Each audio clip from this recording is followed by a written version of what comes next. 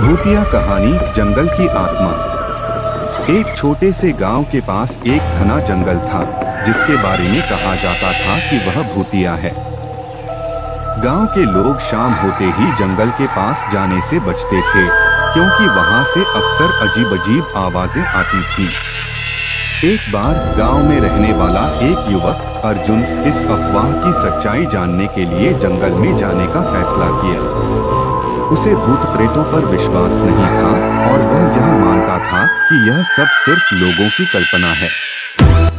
एक रात, चांदनी रात में उसने जंगल में प्रवेश किया।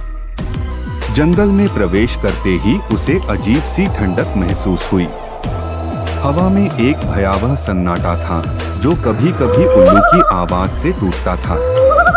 अर्जुन ने हिम्मत जुटाई और जंगल के अंदर चलता रहा। थोड़ी देर बाद उसे एक पुरानी झोपड़ी दिखाई दी। उसने सोचा कि शायद वहाँ कोई रहता होगा जो उसे सच्चाई बता सके। जब वह झोपड़ी के पास पहुँचा, तो उसने दरवाजा खटखटाया। कोई जवाब नहीं आया।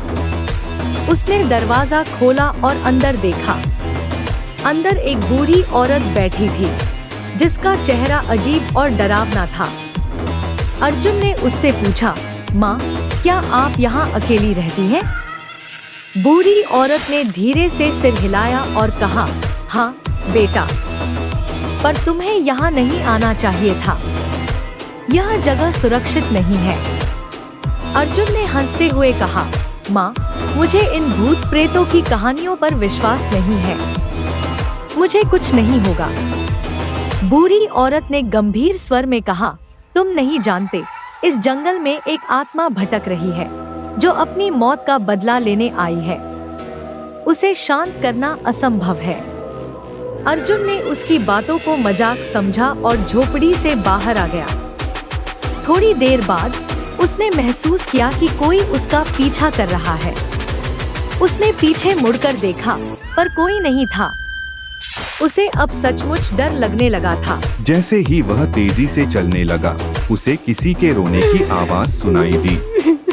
आवाज इतनी दर्दनाक थी कि अर्जुन का दिल बैठ गया।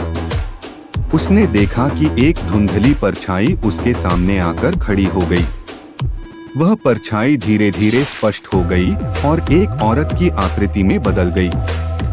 उसके चेहरे पर गहरे जख्म थे और उसकी आंखों में गहरा दर्द था। औरत ने अर्जुन की ओर इशारा करते हुए कहा, तुमने मेरी शांति भंग की है।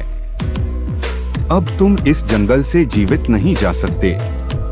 अर्जुन ने भागने की कोशिश की, लेकिन उसके पैर जमीन से चिपक गए। वह हिल भी नहीं पा रहा था। औरत की आत्मा धीरे धीरे उसके करीब आती गई और अर्जुन को ठंडी हवा का झोंका महसूस हुआ। अर्जुन ने जोर से चिल्लाने की कोशिश की, लेकिन उसकी आवाज गले में ही अटक गई। अगली सुबह गांव वालों ने अर्जुन को जंगल के किनारे बेहोश पाया।